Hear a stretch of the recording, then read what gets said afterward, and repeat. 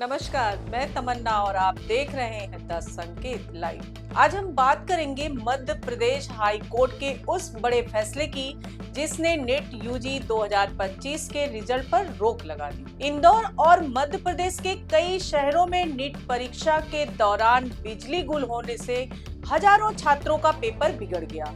High court ने national testing agency से कई बड़े सवाल पूछे हैं। आखिर क्या थी वो परेशानियां और अब छात्रों का भविष्य क्या होगा? चलिए जानते हैं पूरी कहानी। 4 मई 2025 को मध्य प्रदेश के 30 शहरों में नीट यूजी 2025 की परीक्षा आयोजित हुई, जिसमें करीब 2.5 लाख छात्र शामिल हुए।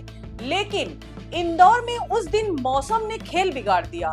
तेज बारिश और 120 किलोमीटर प्रति घंटे की रफ्तार वाली आंधी ने पूरे शहर की बिजली व्यवस्था ठप कर दी। इंदौर के 49 परीक्षा केंद्रों में से 11 केंद्रों में बिजली चली गई और वहां अंधेरा छा गया। इन 11 केंद्रों पर करीब 600 छात्रों की परीक्षा सीधे तौर पर प्रभावित हुई। कई छात्रों को मोमबत्ती और मोबाइल टॉर्च की रोशनी में पेपर देना पड़ा। घना अंधेरा होने की वजह से कुछ छात्र प्रश्न पत्र तक नहीं पढ़ पाए।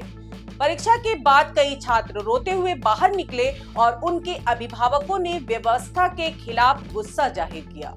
इस हादसे के बाद मामला मध्य प्रदेश हाई कोर्ट की इंदौर बेंच तक पहुंचा। गुरुवार को जस्टिस सुबोध अभ्यंकर की बेंच ने इस मामले की सुनवाई की।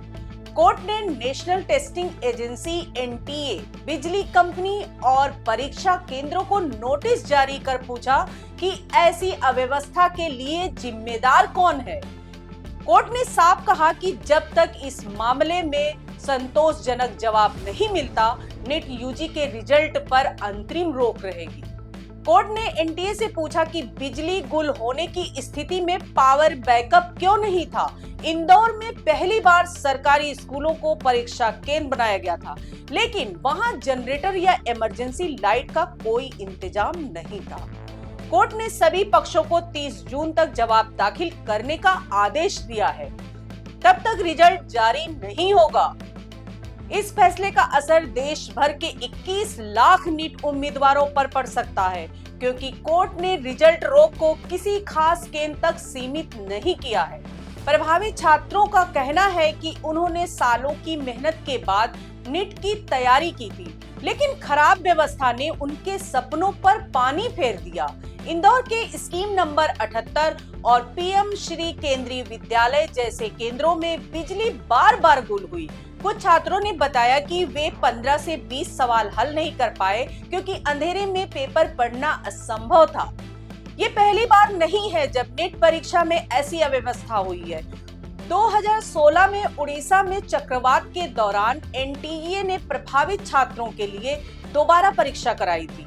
2022 में होशंगाबाद और कुछ अन्य केंद्रों पर भी नियमों की गलती के कारण ऐसा ही हुआ था। लेकिन इस बार उज्जैन में भी बिजली गुल होने पर हंगामा हुआ, जहां कुछ छात्रों को अतिरिक्त समय नहीं दिया गया।